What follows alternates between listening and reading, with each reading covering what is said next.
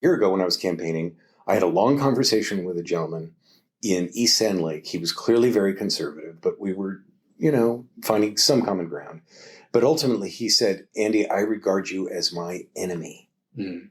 So he used the E word. And to me, it wasn't exactly hurtful because it was so irrational. His comment was so irrational, but it was powerful. Mm-hmm. I was like, wow. And I think I said something, like, wow, you think of me as your enemy? Yeah, I do. Okay.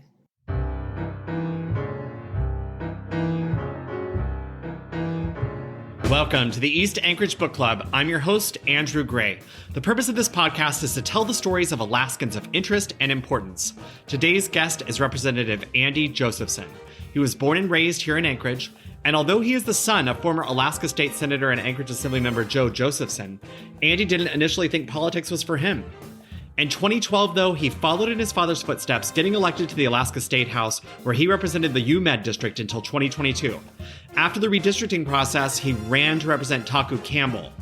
He was successful, and now, with 11 legislative sessions under his belt, he is the most senior Democrat in the House Minority Caucus. Well, Andy Josephson, welcome to the podcast. Great to be here. This is an unusual interview for me to do because I've interviewed your father. So because of that, I know that you have I know about your birth. You're the first person I've ever interviewed where I know your birth story in a way because your mother was pregnant with you during the great 1964 earthquake. That's correct. Yes. So I have no memory of it. Of course you don't. But I mean, I guess you're the first person that I could be like, I know you were born in Anchorage and I know what year you were born because I know your mom was pregnant during the earthquake. Did you grow up hearing stories about it? Yes. So at the time, my parents owned a house on Douglas Drive, and that's in Turnagain, or what was then called Turnagain by the Sea. And so I just heard what they experienced. And my brother, who was 2.5 years older, was there. And apparently a couch shifted from one side of the room to the other. There was a crack in the wall. There were about 15 to 20 people that died. Now, that may have been statewide, but certainly there was some death in Turnagain. Yes. Mm-hmm. I heard stories about it. And there was chaos in Juneau, and people didn't know what was happening here. My father was in the state house at the time, and they flew back to what is now J-Bear because the international airport was closed, probably from damage. And then he walked to Turnagain from Elmendorf. And got to the door, and your mom and your brother were not there. There was a note. If you listen to the interview, he gets emotional because, the note just said they were okay. Yeah. Apparently, I mean, what he's told me about it is that it was anticlimactic, that he was there to sort of rescue people and do that sort of thing. And instead they were at a neighbor's house sort of hanging out. Right. So anyway, but less drama is sometimes fine. Yeah, for sure. Yeah. And so you grew up in Turnagain?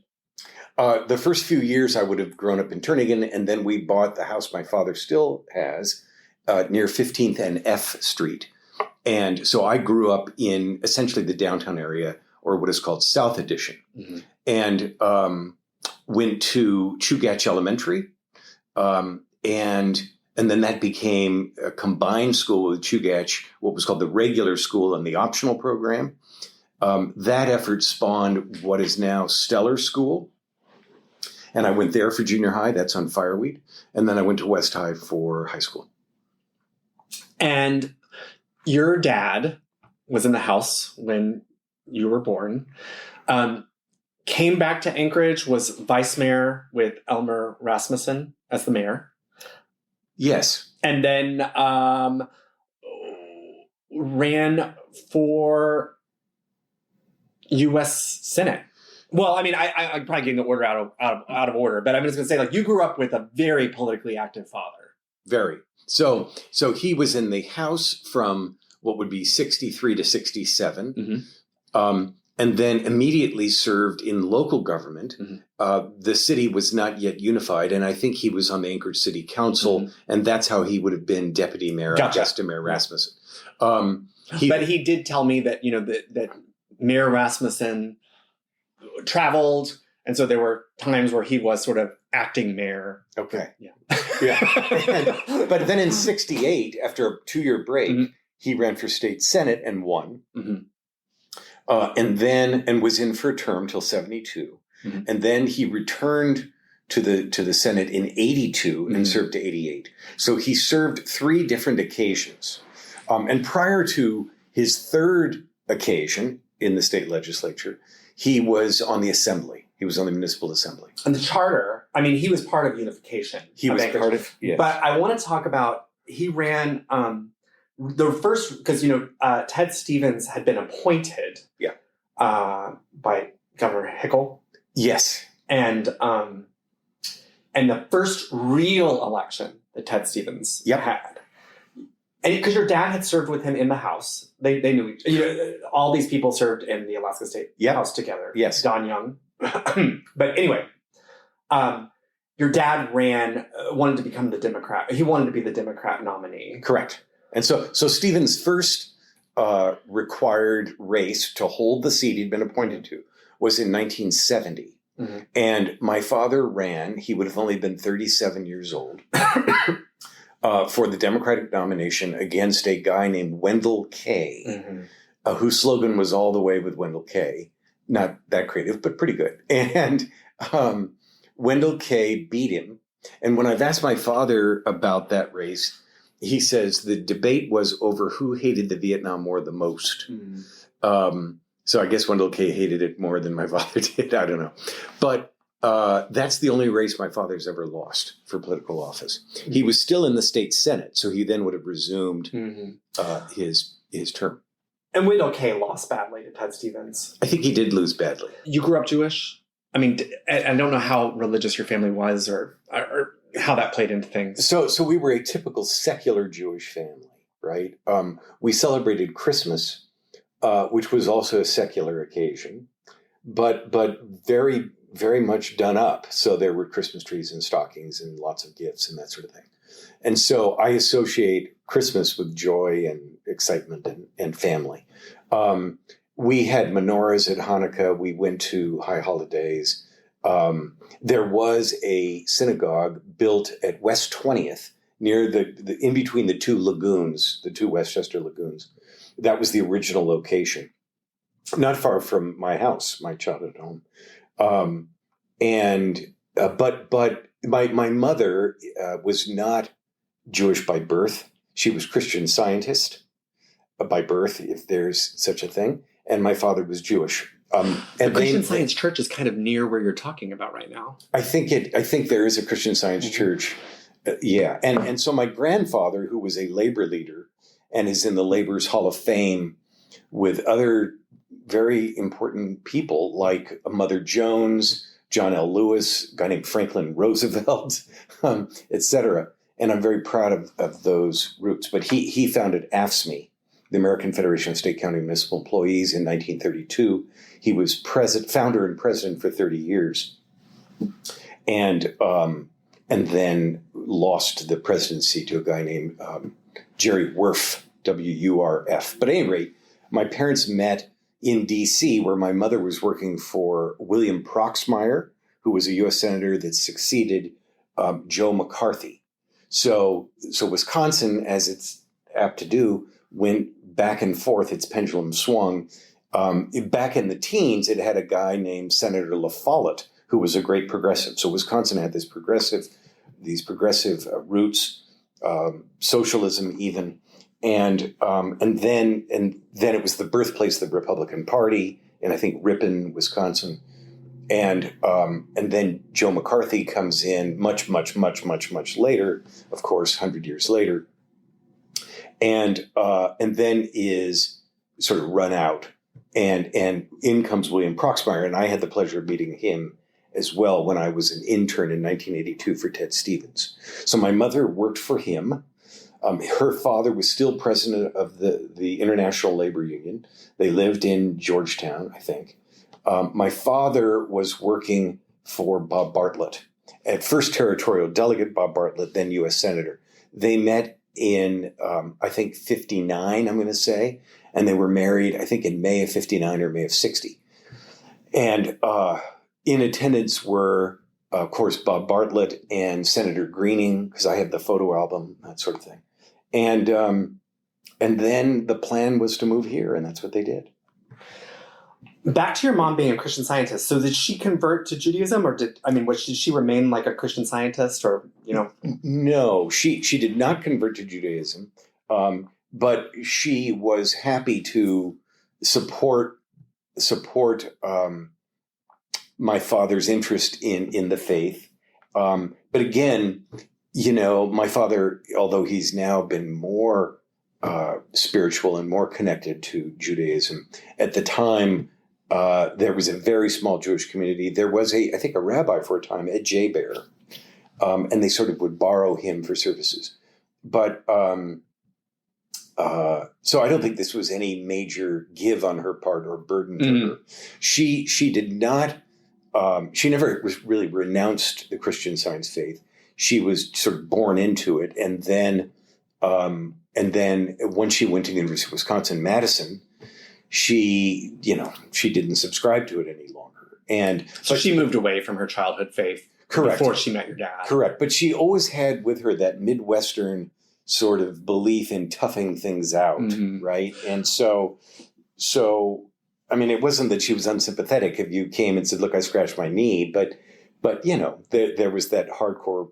Right. Well, I mean, I think that's kind of what, if people don't know anything about Christian Science, the one thing they do know is, like, you don't go to doctors, you don't take medicine. Correct. And correct. Your mom was not a no medicine, no doctors person.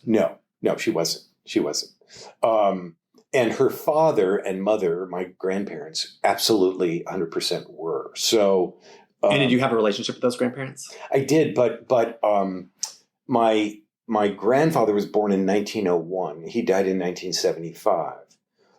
Today, we'd say 74 years is not terribly long lifespan. But he didn't seek medical treatment for his own, I think, heart-related issues to the extent in 1975 one could have been helped. You mentioned that you were an intern for Ted Stevens. I was. Yeah. Talk about that. I mean, just because, especially within the context of the fact that your dad had run against him. Yeah. Yeah. Well, so my memories of that are fond. I remember I didn't have. So you were 18? I was 18, about to go to college. I remember I had a sort of a wool suit, and I was in D.C. in the summer, and that didn't work out so well because it's so blooming hot there. But Stevens, although he'd only been in the Senate at that point for 14 years, he was beyond a rising star. So he was majority whip at the time. And so he had a limousine service, and I think he essentially had some sort of quasi-security.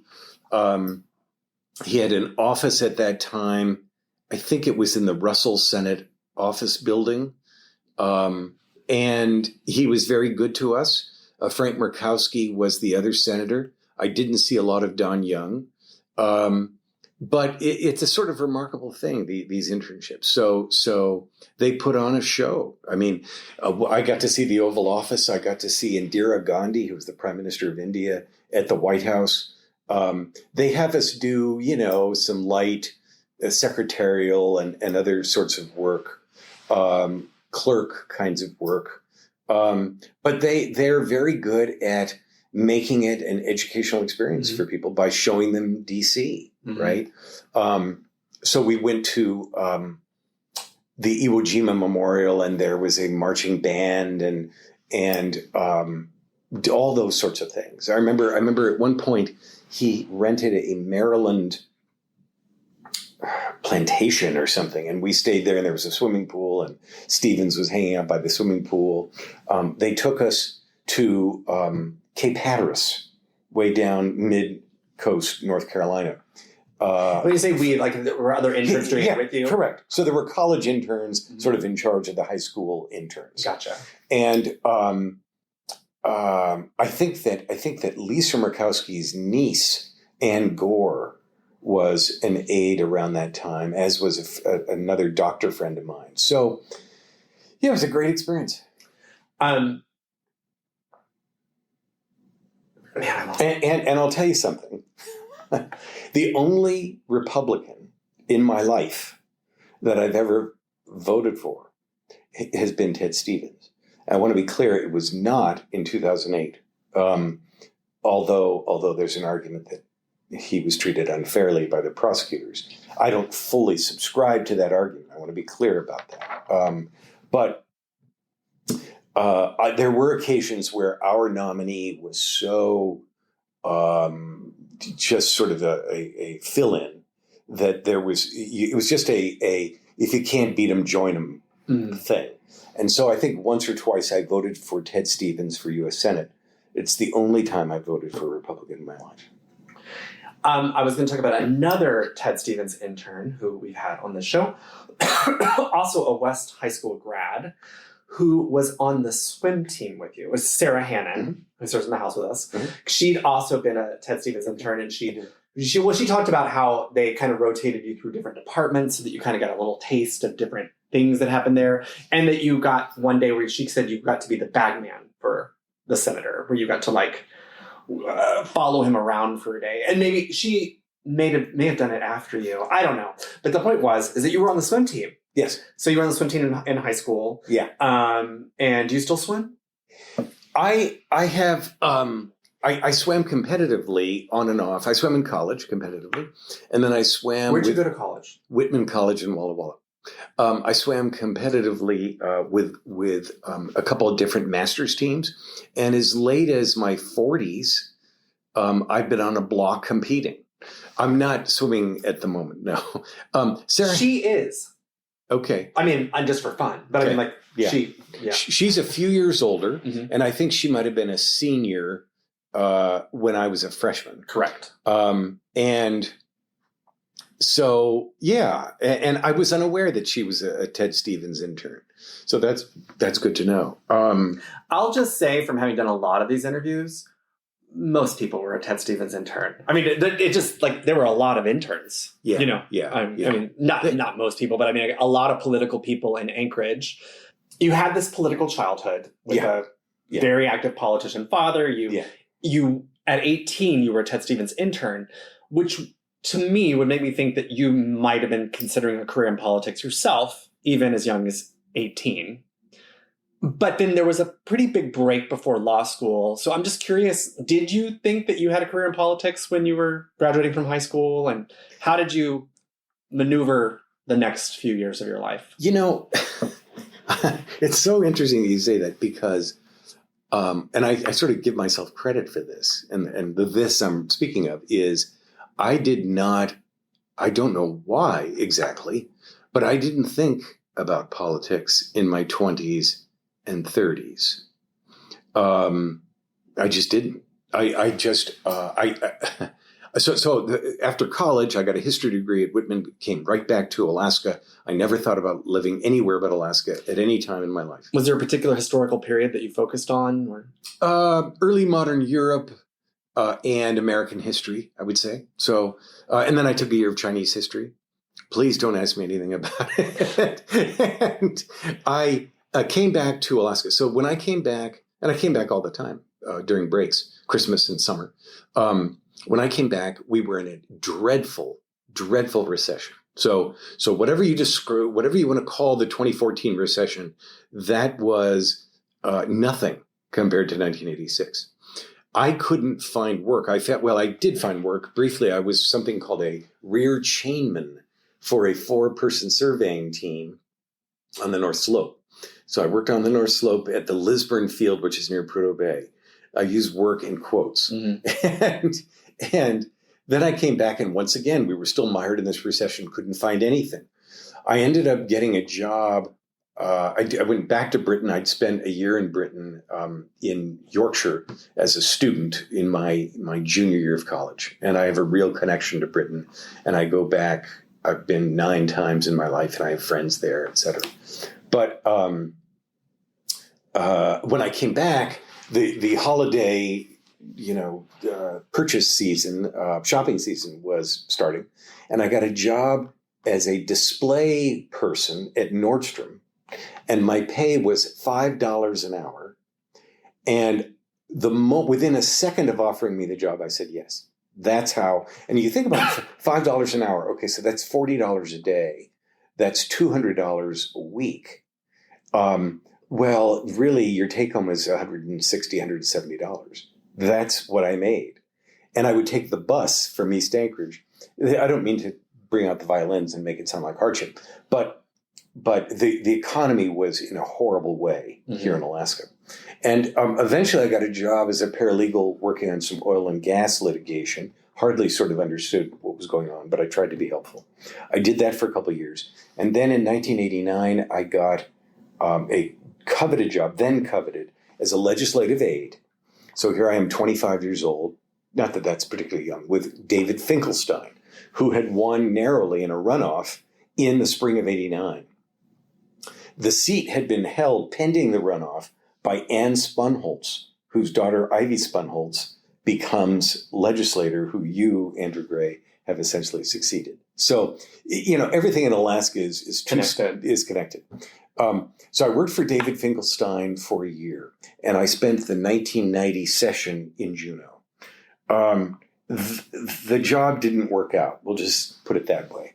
And I returned to the law firm, and then I got to ask about that. Yeah. Because, now that, I'm a new legislator. You've been around for a while. But the managing staff is one of the challenges of being a new legislator, is knowing what you need your staff for. And so it didn't work out. I'm just curious, was it because you were a bad staffer, or because he was a bad boss, or...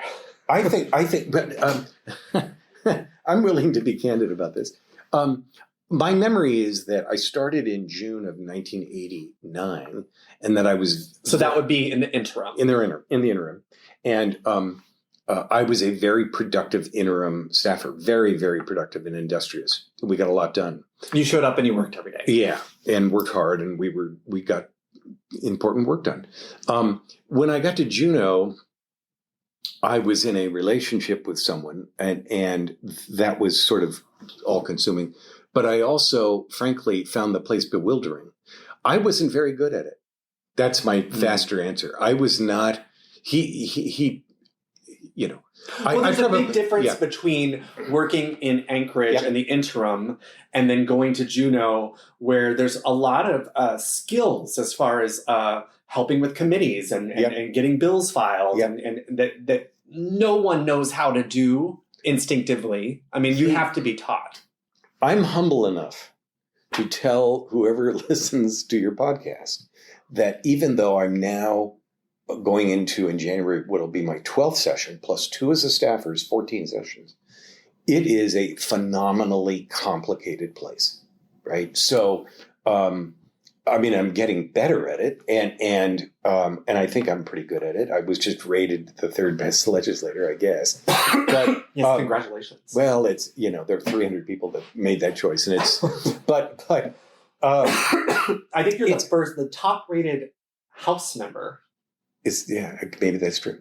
Yeah. But at any rate, it's a complicated place. It is just darn because the main thing people have to know is you're talking to people. Say on maybe there's a bill on agriculture, and that is not my forte. Okay, but when you're talking to someone about it, they're the experts. Mm-hmm. Their whole lives are in that industry, and you're supposed to somehow understand what they're saying, and not only understand, but know what the policy call is and how to connect yourself to it and what buttons to push. And my goodness, And then there's all the process. So yeah, I didn't work out.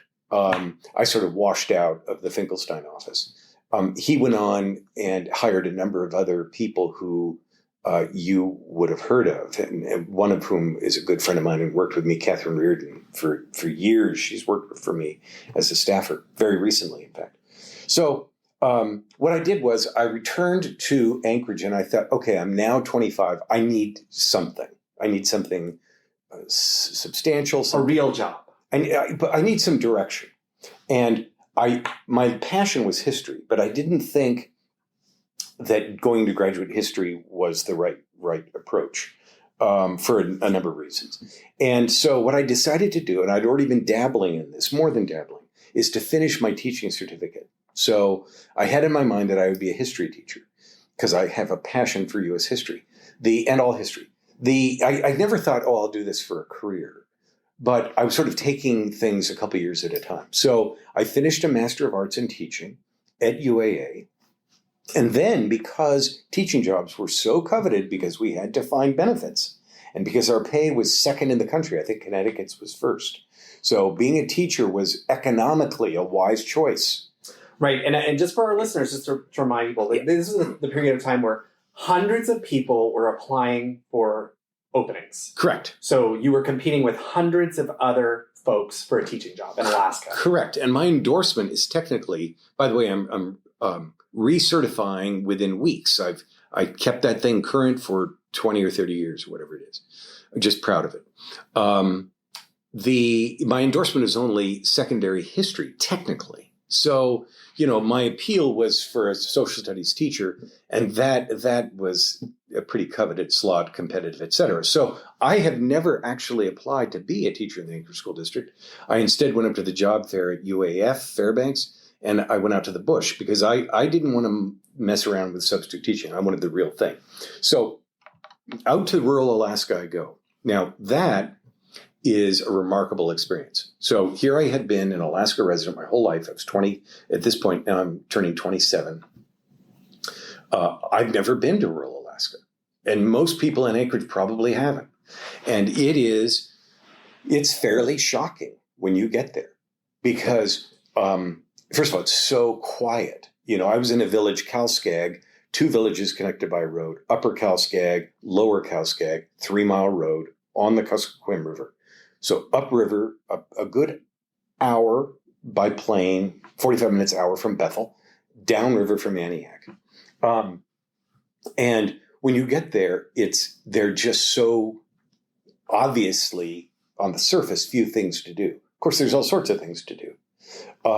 Most of them are in nature, recreational, maybe you're ice fishing, you're snow machining, you're whatever, gathering.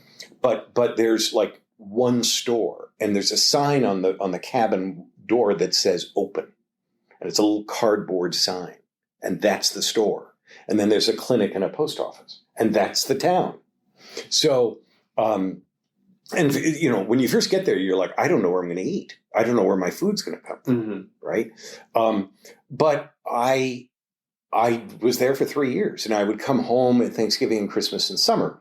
But I was there for 3 years, and I was pretty effective, and I did pretty well. How many students did you have in your class? I typically had 10 students. And did you teach all grades? I taught all 7th to 12th grade, social studies, history, anything related to that. So psychology I taught, U.S. geography. So there were other teachers teaching like math and Correct. English. Correct. Yeah. And I kept in touch with those and still keep in touch with a couple of them. I also taught gym, which I didn't particularly enjoy, but I did it. And I taught health. So, we've talked about venereal disease and birth control and that sort of thing. And so I was there for 3 years. I would be unrecognizable to you today. So I had a big beard. I had a snow machine. And then the other thing I would say is one thing that was amazing about where I was in the Western interior, was how bloody cold it was. So we would have 40 below days, and that was just, no one even would talk about it. That was not an event. And you could have 40 below days in April. Wow. And then it would warm up to 15 below and feel pretty good in the mid-afternoon. And the other thing that's interesting is just to keep yourself warm can be an issue. So things freeze up all the time. I had commodes freeze up, showers freeze up, sinks freeze up. You're just trying to keep things going so that you can sort of live. Some of that got easier when I moved to a different place. In my third year there, really starting my second year, I started to think about, all right, I'm not going to do this forever. Do I want to get on the road system? But then I was turning 30 and I decided, all right, next steps, I'm going to either go to law school or do graduate work in history. And so I was training for the LSAT and the GRE and all of that sort of thing.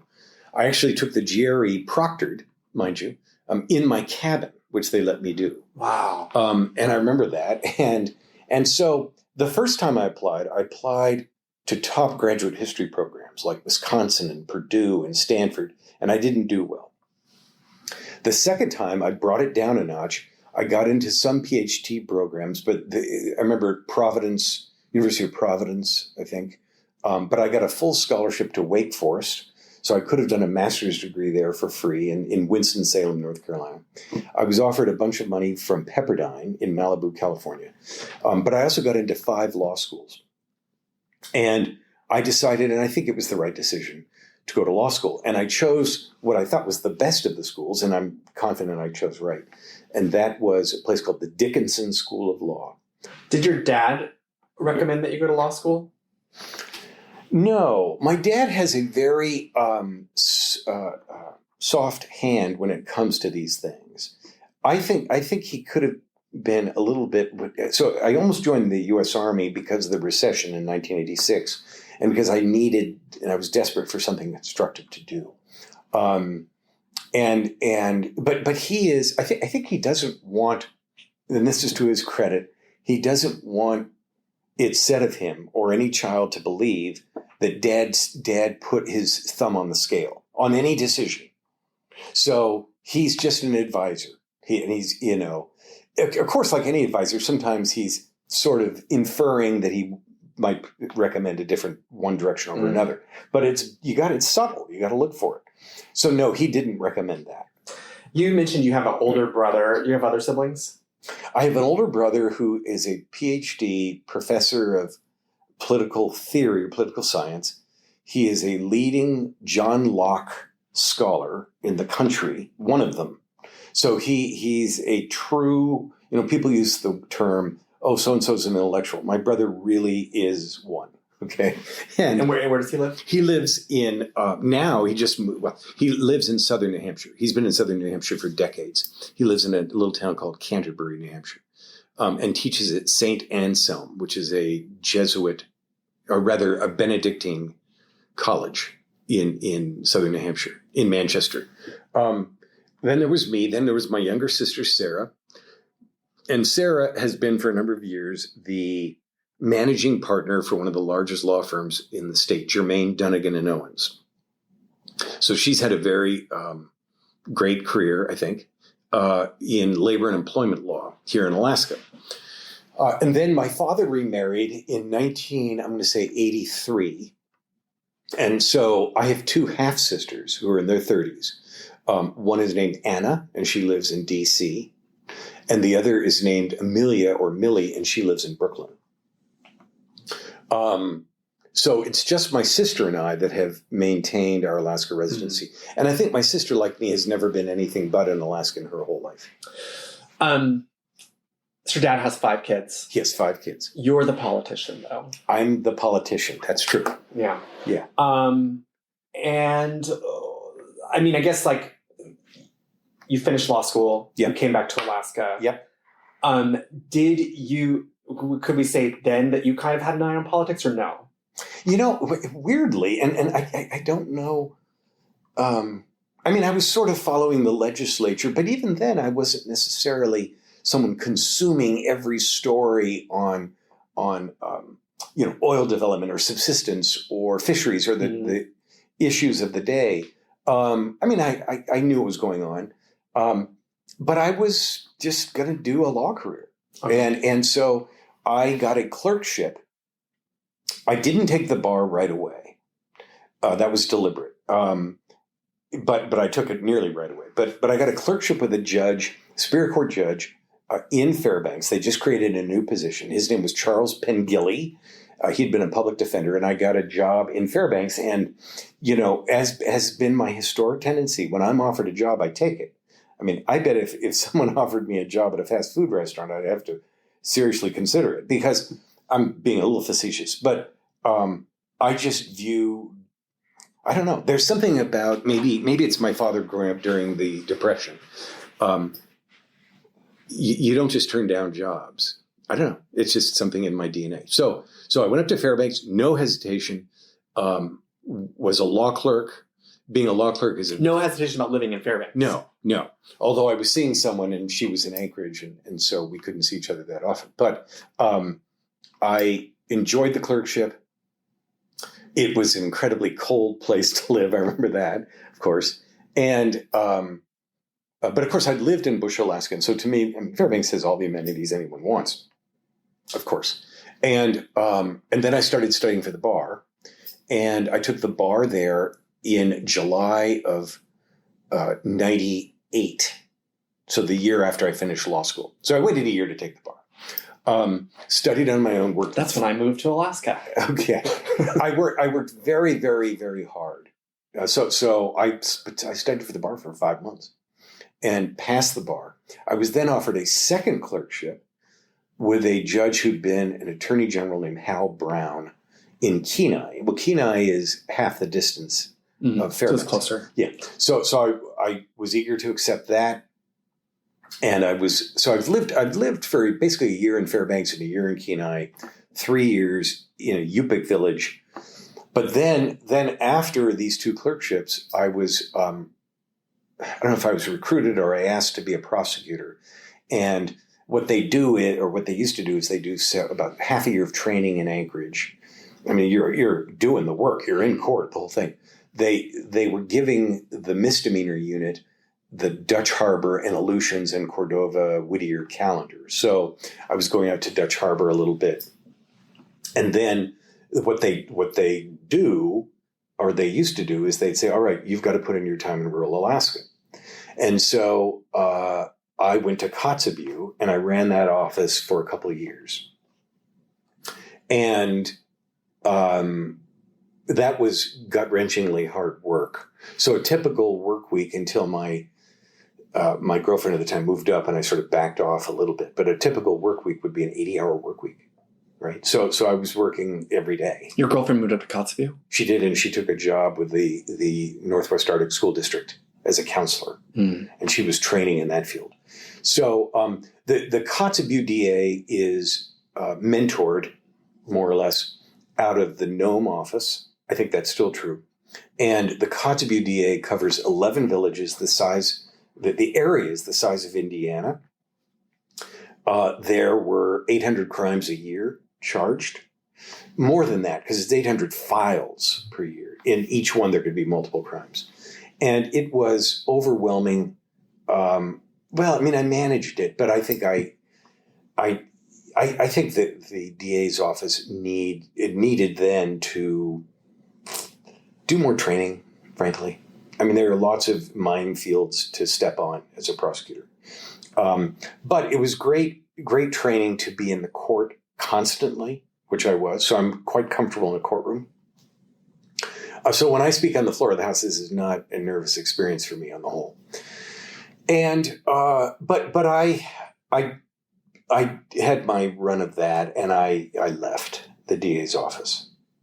When I returned to Anchorage in 2001, I had a sort of soft landing, and I worked in my dad's office for about a year and a half, but knew that wasn't sustainable. That we just had to. First of all, he still has a very broad, what I call old school practice, where he's in federal court, he's in state court, he's in criminal court, he's in civil court. Jack of all trades. Yes. And I'll just say your dad turned 90 last week. He did. Yeah. So he did. Happy birthday to Joe Josephson. Yeah. And so what happened was I got a call from Sharon Cisna, okay, who was a UMED representative before me. And she said, look, I need an aide. Will you come down? This was late January. And I remember, one thing I remember about this is the ferry. When I got on the ferry, so I was running a little late because she hired me late for the session. When I got on the ferry from Haines, I arrived in Juneau and the Columbia shuttle had just blown up. This was the second shuttle. Yeah.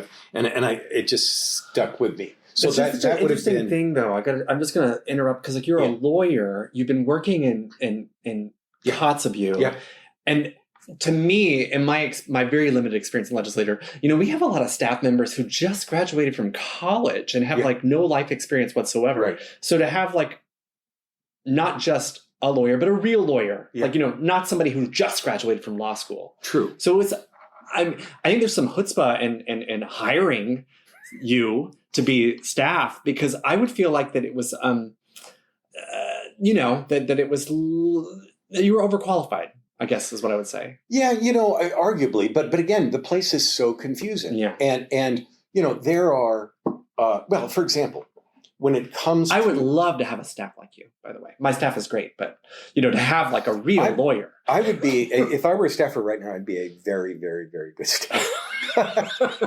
but I'll tell you that for example, let's say we have a bill on a model home building code. Mm-hmm. Who's going to be better at that than Jesse Sumner, the state representative from Wasilla, right? Is a lawyer going to be better? No way in heck. So it takes an assortment of skills to make that place run. But this was sort of a gap filler a little bit.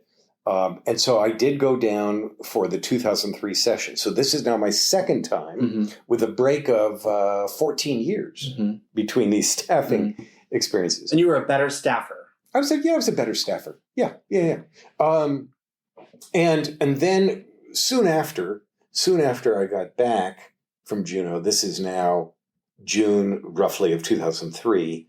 First of all, I met my wife for the first time. And how'd you meet your wife?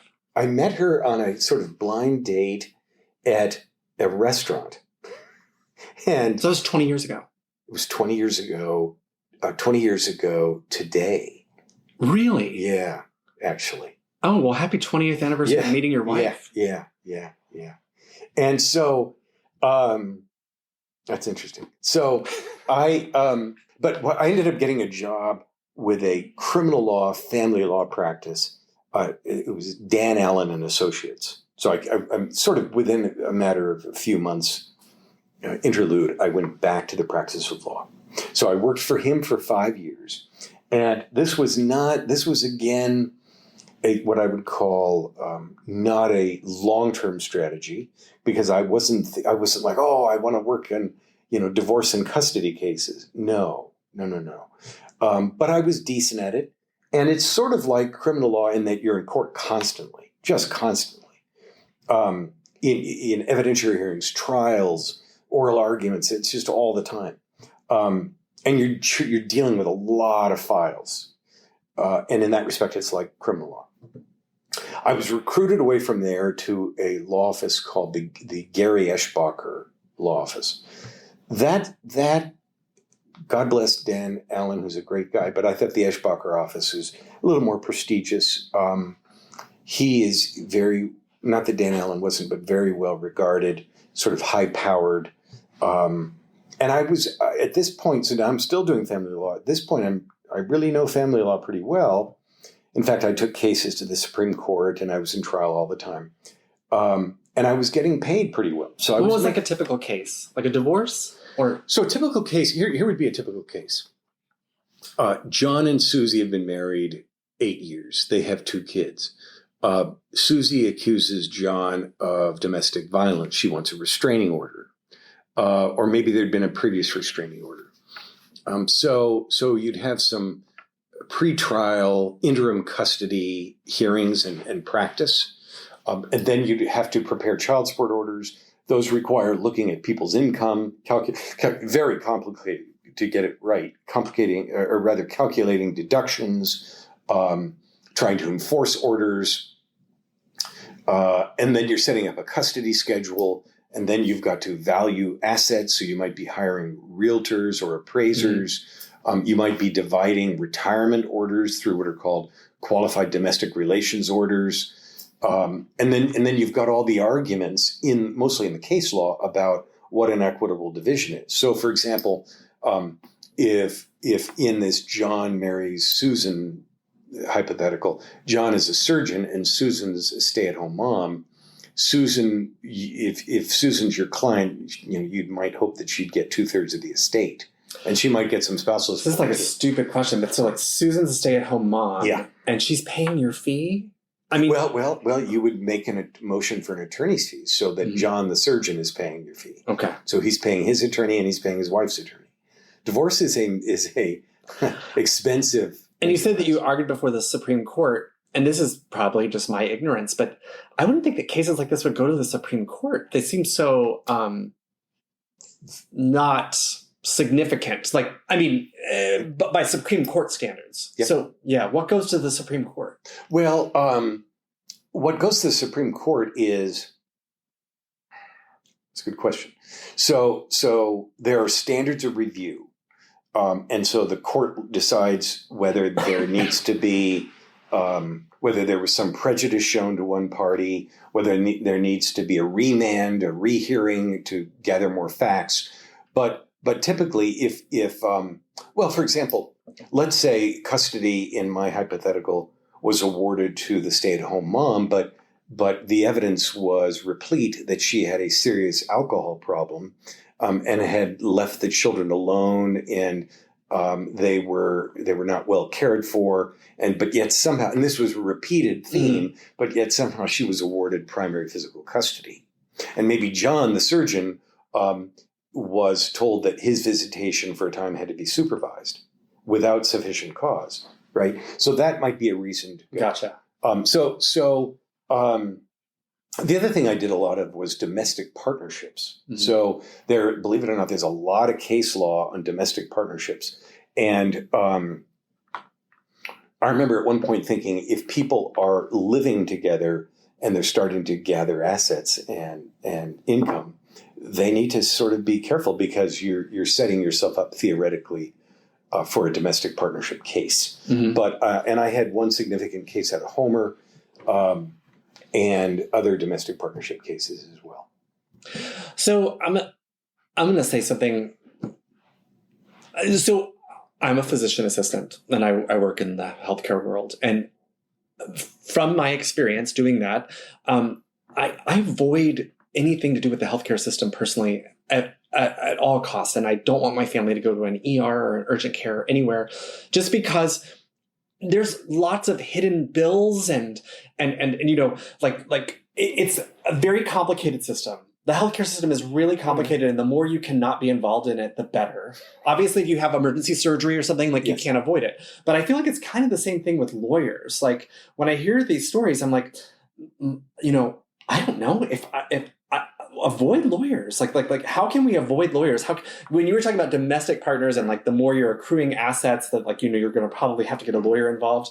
I'm like, oh my gosh, like there's, it's so expensive. How can we avoid lawyers? And I guess, I don't even know if there's a question there, but it's more like, how do people afford to have lawyers? Well, they have, and this has been enhanced, but they have a family law clinic, and they have they being the court system. So they have a system that is designed to resolve everything that's resolvable, including the whole darn case if possible. And of course, people can do dissolutions, but they have to agree on every issue. Frequently in court, a judge would say, you guys are better off. These are your kids. And you're asking me to say where they belong at all hours. And you guys know them better than I do. And you could also tell that, not for every judge, but a number of them were, let's just say, I think a number of them were like, oh my God, I cannot believe I became a judge to do this stuff. Right. Okay? Like, why can't you guys figure this out yourselves? Yeah. There are times when lawyers can save people a ton of money, and they can, I'm trying to think of those times, but they exist for sure. And I've experienced them. And so there are times where they're worth every penny you pay them, right? Do you consider yourself a child of divorce? I mean, are you a child of divorce? Do you consider yourself a child of divorce? Yeah, I'm a child of divorce. My parents split up when I was 14. It was very traumatizing because there was no indication that that was coming.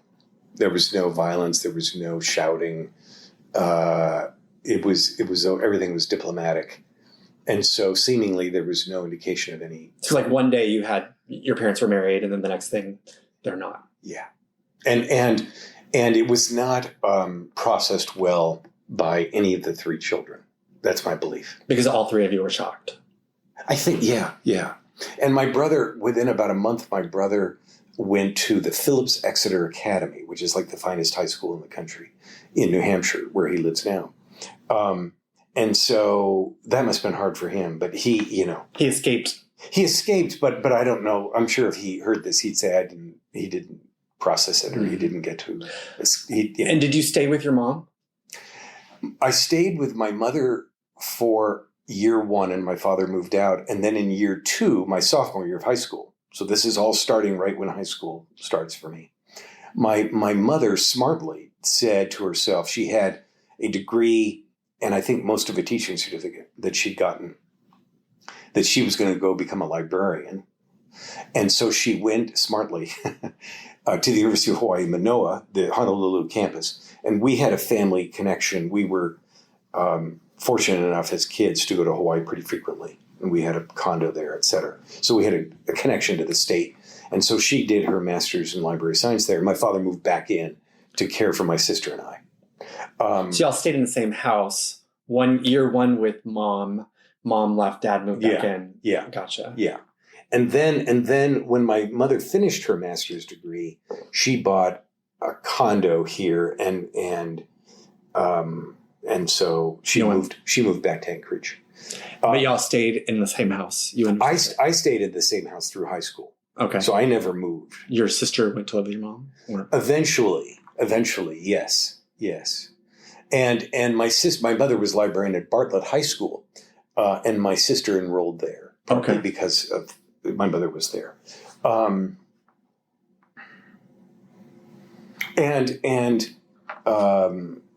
Yeah. Do you feel that it informed your decision to be in family law, and did it inform the way you felt about those cases? Boy. Yeah, to a degree. I was able to compartmentalize fairly well. A lot of the cases in family law involve younger kids. The court system and the law don't know what to do with teenagers. They just don't. Mm-hmm. So, for example, imagine there's a 16-year-old and there's a custody dispute, and the 16-year-old says, "I don't know my mom," or what? Yeah, exactly. The court says, "Yeah, I'm ordering that you stay with your mom." You're like, "Make me. What are you going to do?" The court system can't do anything about that, and you're worried about runaways and that sort of thing. So, did it inform that? I think it was. It's painful for me in a way to think about my parents' divorce, but only if I pause and really get to a place of where I'm really able to sort of think about it. Did your mom remarry? She never did. Which I think was unfortunate. But when I was practicing divorce and family law, divorce and custody law, et cetera, I didn't think about it a whole lot. But I would ride down elevators with weeping mothers and fathers, and so that helps explain and is a good segue into the final chapter, which I hope isn't the final chapter, but that is my career in politics. So what happened was there was the redistricting in 2010. When we bought our house in 2004, I must have had in mind. You're still in the same house. Yeah. I must have had in mind politics a little bit because I sort of wanted to stay in Central or North Anchorage because Democrats struggle in South Anchorage, although less and less. But at any rate, what I did, Andrew, was I called the Division of Elections or wrote them, and I said, I want to know everyone's domicile, that all the incumbents' domiciles. Just tell me where they live. Before you bought the house? No. This is in 2010-ish. Gotcha. Around the time of redistricting. Correct. And so I had a map of Anchorage, and I plotted where everyone lives. And I noticed in the middle of the city that no one was living there. Okay, just by accident. Had you gotten advice from your dad about how to run for office? Yeah, but again, he at that stage he was not that he doesn't. He still gives me advice, but he would have been 79, 80 years old. Mm-hmm. But yeah. Did he say knock on every door, or who told you? No. He did doesn't. John Henry tell you to knock on every door, or did you just instinctively know that you should probably knock on every door? I think I had the time to do it, and I'm a believer in knocking on every door. And there are still very, very, very smart people that say don't do that. But the reason I believe in it is I want to know what everyone's thinking, right? So there's several reasons. Number one, I'm asking to work for them and be their employee effectively. Mm-hmm. Number two, I want to know what everyone's thinking. And number three, I believe it's a sort of a cynical word, but I believe that I can flip votes, right? So I believe that I can meet Republicans. I have met Republicans who believe in me. And if 10% of them decide to support you, you've won the election. So, yeah. I'm just going to guess, and you can correct me if I'm wrong, but having knocked on every door in multiple times, you had to have had some terrible interactions. I've been I can remember being on Cash Street, which is near Tudor Elementary. And I don't want to malign anybody, but I remember knocking on a door. It was a duplex, and so I knocked on both doors inside, but it was owned by a family. And one person ran me off. Well, I went to the other door because I didn't know it was owned by a family. I thought, well, Unit A ran me off. I'm going to Unit B. Well, they got angry, right? Unit A comes back out and says, I got you out of here. I said, I'm at knocking on B. Yeah.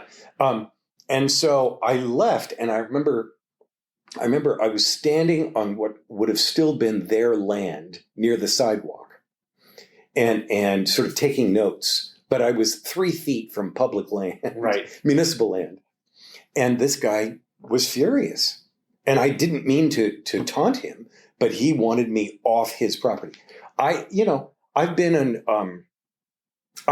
knocked on doors where people have answered the door. There's a cloud of marijuana smoke, and in the cloud of smoke, there are children running around, which is unfortunate. I've been in places that have, some that are rough. But my view is, well, I'll separate myself from you. Yeah. I didn't knock on every door. I got a list of doors that my campaign manager believed I should knock on. But even some of those, I would say, I know this person is a staunch conservative. And I would text my manager and be like, why is this person on my list? This person's not voting for me. I'm not, because for better or worse, I'm new at this. Yeah. I was never a staffer before. I hate those interactions. I am so afraid of people, yelling and screaming at me. And of course, I'm sure there are a lot of people listening right now who are like, why are you in politics? I don't know. But I'm so afraid of people getting angry at me and screaming at me. And it still happened. Even with that list, I had people who I was knocking with my son. And, and I thought, well, having a child with me, people will be nice. No, people will scream curse words at you in front of your child. Yeah, I've had some of those interactions. They're survivable. You do worry about, there are a lot of guns out there. And so occasionally I worry about that. But for example, a year ago when I was campaigning, I had a long conversation with a gentleman in East Sand Lake. He was clearly very conservative, but we were, finding some common ground. But ultimately he said, Andy, I regard you as my enemy. Mm. So he used the E word. And to me, it wasn't exactly hurtful because it was so irrational. His comment was so irrational, but it was powerful. Mm-hmm. I was like, wow. And I think I said something, like, wow, you think of me as your enemy. Yeah, I do. Okay. How have your views changed or not changed about the way the Alaska legislature works or doesn't work? Well, I think the main thing I see is there's just a lack of courage, right? So the obvious stare-in-your-face example is our fiscal problems. people don't want to solve them because they lack courage. Mm-hmm. It's not, now you might say, well, yeah, but there's also not enough common direction to resolve them. We're too splintered. We're too divided. But it's more than that, because we could have a compromise plan. But it's mostly that people don't want to expose themselves politically. Mm-hmm. And there's some very conservative folks who've said that we're really not going to do anything until we're absolutely desperate. And we're just not that desperate yet. That's a factor. But your question again is, repeat your question. Oh, I don't know. I was just asking you to kind of reflect on being a staffer a long time ago, being a staffer 20 years ago, and then having your, have you have three different views. Right. I think the main thing I've learned is you have to develop expertise in whatever it is. You've got to know more than the other guy, right? You have to message well. You have to be kind and communicate well. And then the other thing is, if you win something, it's not perfectly analogous, but the Tom Hanks movie where the women are playing baseball and then they say there's no crying in baseball. That's the famous line. There's no relaxing in politics. Mm-hmm. You win, but you've just created a law. Who's going to fund the law? Mm-hmm. Right? Who's going to enforce the law? What are the effects of the law? Maybe it's a bad law, right? So you just never really get to the end. You have to, you sort of do, but you got to monitor things. What are the regulations that are going to be written about the law? Do they reflect the law accurately? Maybe they don't. And so it's it's a marathon. This whole thing is much more a marathon than a sprint. It's occasionally a sprint in the closing days of a session where you're trying to piggyback on a bill, the clock is ticking madly, and maybe there's an opportunity that appears within a 24-hour or even shorter window to capitalize on a moment. Mm-hmm. Some of that happened during COVID policy, by the way. We were able to get some things done because there was a crisis involving workers' comp benefits, et cetera. But mostly it's a slog, and you're playing the long game. But it is an infinitely interesting business, and it is college on steroids, being in the legislature, and I really enjoy it. Hey, I have two more questions, and one of them is personal, and I understand if you don't want to answer it. Your dad had 5 kids, and you don't have any kids, and I was just curious if that was a conscious decision to not have children, or if you have an answer. Well, it's a little personal, but I don't mind answering. I didn't meet the woman I wanted to marry until I was 39, and she was 39. And that tells you everything, you need to know. Like if you were going to have kids, you were going to have them immediately, or, Yeah. And we tried to, and it wasn't God's will, as they say. Mm-hmm. It turns out, our society, some people, not all, might frown on 19-year-old women having children. It turns out, I'm not recommending that, but that's a really good time to do it biologically. Mm-hmm. Healthy babies. Yeah. So we just weren't blessed with children. Mm-hmm. And there's sometimes when I'm sad about that, but often enough I'm not. Mm-hmm. I'm just fine. Last question we ask everybody is if they have a book they'd like to recommend. So I finished a book just a couple of weeks ago. I'm starting a new book called The Lincoln Miracle. Mm-hmm. And the book is about the Chicago Convention in 1860. Mm-hmm. And first of all, I view Lincoln as and I always wonder if this is sacrilegious to say this, but I view him as a messianic figure. All right. So I worship Abraham Lincoln. And the book is written by an Edward Acorn, I think is how I pronounce it, Achorn. It's fantastic. And so there's all this description about how did the delegates get to Chicago? What was that like? You're in New York and you need to get to Chicago fast. How do you do that? Mm-hmm. All the parties, the know-nothings, the old Whigs, the Democrats, there were other smaller parties. And then the rivalry. So there are 10 or 15 possible nominees Edward Bates, Cassius Clay, and of course, Stephen Douglas. And, Stephen Douglas is running as Democrat. I apologize. That was silly. But of course, William Seward. And what you see, essentially, Lincoln wins because he's not as radical as Seward. He's not as openly, overtly abolitionist as Seward. That's number one. Number two, he wins, ironically, because he's become a national figure by losing to Stephen Douglas in U.S. Senate races, hence the Stephen Douglas debates. And he's traveled around the country to Cooper Union and made speeches, and he's been all over the East Coast. And so he's a national figure, and he's sort of a compromise candidate. But then the other thing in this book is how much affection there was for him in Illinois. And so there's this Judge Davis who had been a judge in the circuit court there. And Davis is running the show, and he's in Chicago, and they're massaging the right people and getting the job done. And they're winning the Indiana delegation because Lincoln had lived there most of his boyhood. They're trying to get Cameron's votes out of Pennsylvania. They end up getting those. They flip New Hampshire's votes. And it's just a fantastic read and a great story. Thank you so much. It was a great pleasure to have you on today, and I'm super grateful. Thank you. Yeah. Thank you to Maya Narang for making this podcast listenable, and thank you to you, our listeners. If you like what you heard, please subscribe, rate, and review us.